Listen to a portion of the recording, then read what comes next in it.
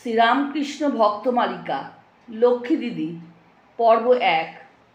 ভগিনী নিবেদিতা লিখিয়াছেন, যে সকল মহিলা এই সময় প্রায় সর্বদা শ্রী শ্রী সারদা দেবীর বাড়িতে বাস করিতেন, তাদের মধ্যে গোপালের মা, যোগীর মা, গোলাপ মা, লক্ষ্মী দিদি ও অপর কয়েকজনের নাম উল্লেখযোগ্য। ইহারা সকলেই বিধবা, তন্মধ্যে প্রথমা ও শেষোক্তা বালবিধবা। শ্রীরামকৃষ্ণ যখন দক্ষিণেশ্বরে কালীবাটিতে ছিলেন, তখন ইহারা সকলেই শিষ্যারূপে গৃহীতা হন। লক্ষ্মী দিদি তাহার ভ্রাতুষ্পুত্রী এবং তখনও তিনি অপেক্ষাকৃত অল্প বয়স্কা।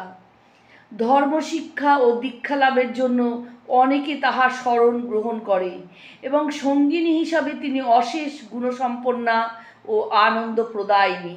তিনি যখন পালা গান বা যাত্রা পুস্তক হইতে পৃষ্ঠার পর পৃষ্ঠা আবৃত্তি করিয়া যান, কখনো বা পৌরাণিক মূকাভিনয়ে একা বিভিন্ন অভিনেতার ভূমিকা গ্রহণ করিয়া নীরব কক্ষে মৃদু আনন্দলহরী তোলেন। তিনি কখনো কালী সাজেন, কখনো সরস্বতী, কখনো জগদ্ধাত্রী, আবার কখনো বা কদম্বতলবাসী শ্রীকৃষ্ণ। অথচ অভিনয় উপযোগী প্রায় কোনো পোশাক ব্যতীতই তিনি যথোচিত বাস্তবতার অবতারণ করেন। এইরূপ একটি মহিলা সংসদে নিবেদিতা এবং স্বয়ং উপস্থিত ছিলেন। সেদিন গোলাপ মা পাথুরিয়া ঘাটা ঠাকুরদের বাড়ি হইতে নানারূপ পিতলের অলঙ্কার ও বস্ত্রাদি আনিয়া লক্ষ্মী দিদিকে সাজাইয়া দিলে তিনি বৃন্দার ভূমিকায় অবতীর্ণ হইয়া পালা গান আরম্ভ করিলেন। তাহার রূপ ও অঙ্গ প্রত্যঙ্গ ছিল দেবী সদৃশ, স্বর অতি মিষ্ট, স্মরণশক্তি অদ্ভুত এবং সর্বোপরি হুবহু অপরের নকল করার ক্ষমতা। এইভাবে তিনি ২-৩ ঘণ্টা গাইয়া শ্রোতৃবৃন্দকে মুগ্ধ করিতে পারিতেন।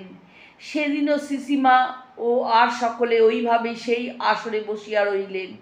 পরে নিবেদিতার অভিপ্রায় অনুসারে লক্ষ্মী দিদি রামপ্রসাদের গান গাইলেন। সর্বশেষে নিবেদিতা সিংহ সাজিয়া লক্ষ্মী দিদিকে জগদ্ধাত্রী রূপে স্বীয়পৃষ্ঠে বসাইলেন এবং তর্জন গর্জন সহকারে চতুষ্পদে ঘরময় ঘুরিয়া বেড়াইতে লাগিলেন। সকলে আসিয়া হাসিয়া কুটিপাটি। আরও পূর্বের কথা, সেবার কামার পুকুরে লাহাবাবুদের বাড়ির ছাদে সিঁড়ির দরজা বন্ধ করিয়া দিয়া মহিলা সংসদ বসিয়াছে এবং লক্ষ্মী দিদির কীর্তন চলিতেছে। গৃহে পুরুষগণ ডাকাডাকি করিয়াও অন্যমনস্কা পুরস্ত্রীদের প্রত্যুত্তর না পাইয়া বাহির হইতে দ্বারে শিকল ও তালা দিয়া চলিয়া গেলেন। অবশেষে কীর্তন সমাপ্ত হইলে মহিলারা যখন নিজেদের অবস্থা বুঝিতে পারিলেন, তখন নিরুপায় হইয়া একে একে নিচের ছাইয়ের গাদায় লাফাইয়া পড়িয়া স্বগৃহে চলিয়া গেলেন। পরে পুরুষরা আসিয়া দেখেন তাহারা সর্বথা অকৃতকার্য হইয়াছেন। ভাবময়ী লক্ষ্মী দিদি আবার বলরামের আবেশে বিভোর হইয়া মালকোচা বাঁধিয়া উদ্দাম অথচ মধুর নৃত্য করিতেন। ইহার দৃষ্টান্ত স্বরূপে আমরা যে সময় ঘটনাটি উল্লেখ করিতেছি, সে সময় লক্ষ্মী দিদি গুরুপদে অধিষ্ঠিতা ও দক্ষিণেশ্বরের মৃন্ময় কুটিরে থাকেন।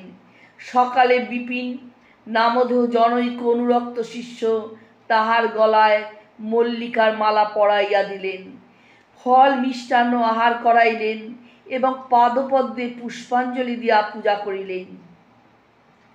অমনি বলরামের ভাবে আবিষ্টা লক্ষ্মী দিদি বক্ষে একখানি লাল গামছা ফেলিয়া এবং কেশদাম বক্ষের উভয় পার্শ্বে আলুলায়িত করিয়া গান ধরিলেন ও সঙ্গে সঙ্গে এমন লম্ফঝম্প আরম্ভ করিলেন যে সেই অপূর্ব নৃত্য দর্শনার্থে পল্লীর স্ত্রী পুরুষে গৃহ পূর্ণ হইয়া গেল।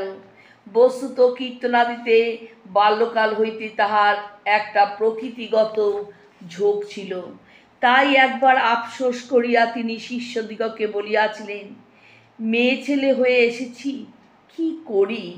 বেটা ছেলে হলে দেখাতাম কীর্তন কি রকম। এইরূপ ভাব বিলাস কিন্তু ভক্তমহলে কিংবা বিশেষ বিশেষ গৃহেই হইত। লক্ষ্মীদিদি ভক্তদের নিকট নিঃসংকোচ হইলেও সাধারণ নিকট নির্লজ্জ ছিলেন না।